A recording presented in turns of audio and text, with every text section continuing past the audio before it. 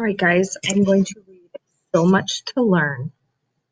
Helen wanted to know the names of everything she touched, and Teacher gave them to her. Before the first day was over, Helen learned how to make 30 word shapes.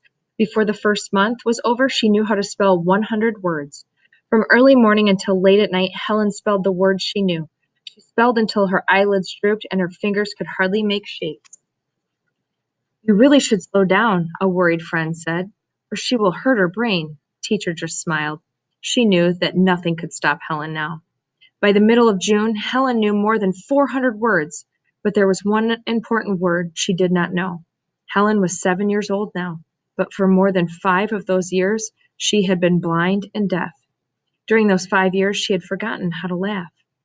One day, Teacher came bursting into Helen's room. She was laughing as hard as she could. She grabbed Helen's hand and held it to her upturned lip. Laugh, laugh. She spelled it into Helen's hand. Teacher picked up Helen and swung her around. They hopped, they skipped, they jumped around the room.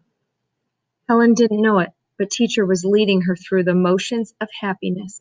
And all the while she spelled Laugh, laugh. Now Teacher began to tickle Helen. Suddenly Helen smiled. Her smile grew wider. A chuckle escaped. Finally, with a great whoop, she began to laugh.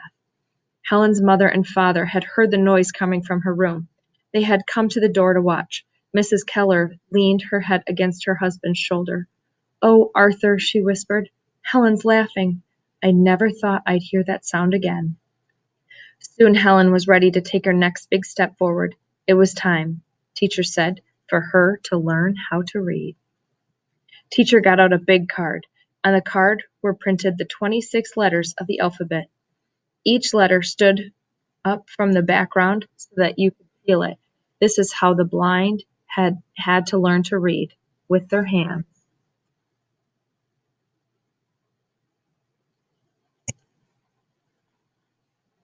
Teacher took one of Helen's hands and put it on the raised letter A. At the same time, she made the sign for the letter A in Helen's other hand.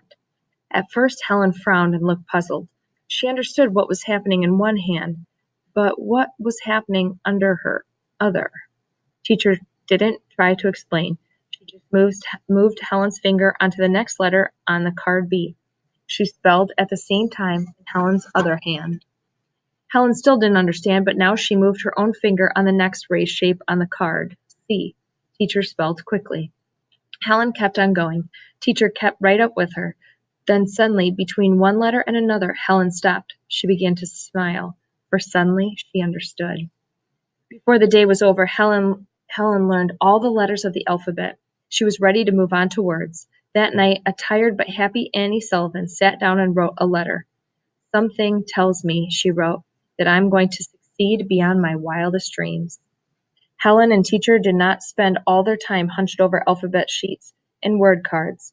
A long-eared rabbit wriggling his nose, a smooth-shelled bug crawling across her palm, the smell of wild grapes, and the sweet tart taste of them too. There were so many lessons to be learned outside, lessons from life. Helen planted a seed in the newly plowed earth. A few days later, she felt a plant coming up in its place. She learned the names of the trees that grew on her father's land and how to tell them apart by touch. One hot day, Helen and Teacher were coming home from a walk. They stopped under a tree to rest. "Would you like to climb the tree?" Teacher asked. Helen nodded yes. So Teacher helped her up. Then Teacher had another idea. "It's so cool," she spelled. "Why don't we eat lunch up in the tree? I'll go back to the house and make some sandwiches. You wait for me here." Helen nodded happily. She thought it was fun to wait up in the tree, but suddenly a change came over the day. The air grew cooler, and the heat seemed to be fading away. Helen frowned. The sun must be hiding behind a cloud, she thought. And what was the strange smell coming up from the ground? Helen took a deep sniff. Then she knew. It was the smell that always came before a really big storm. The wind began to blow. Helen felt a thudding all around her. This was thunder. But to Helen it seemed as if it were a giant were dropping something heavy nearby. And he was coming closer all the time. "Teacher, Teacher, Teacher," Helen's fingers fluttering frantically. But the wind only blew harder and nobody came. A branch broke over Helen's head. Twigs splattered down around her. Jump, Helen thought. But what if she did? Would she go flying off into space? Would she crash to the ground? Helen decided to hang on, but her fingers were slipping. She could not hold on much longer. Then Helen felt the most wonderful thing in the world, Teacher's arms lifting her down from the tree. One day Teacher put an egg into Helen's hand. "Hold it carefully," she spelled. Helen was puzzled. She already knew what eggs were. She had two every morning for breakfast. What was so different about this one? "Wait and see," Teacher spelled. The first thing Helen noticed was that the egg was very warm. Then it began to do very strange things. It began to quiver, to shake in her hand. Now she could feel something chipping against the inside of the eggshell. Something was alive in there, and it was trying to get out. Helen's mouth opened into a silent O of wonder as the eggshell began to crack. A few minutes later, a baby chick was born in her hand. But what about things Helen could not hold in her hand? What about things that were too big or far away, or that happened long ago? How could she learn about them? Helen had to trust other people to tell her about the colors she would never see and the sounds she would never hear. And what about ideas, thoughts with no shapes at all? Helen remembered all her life the first time she understood an idea.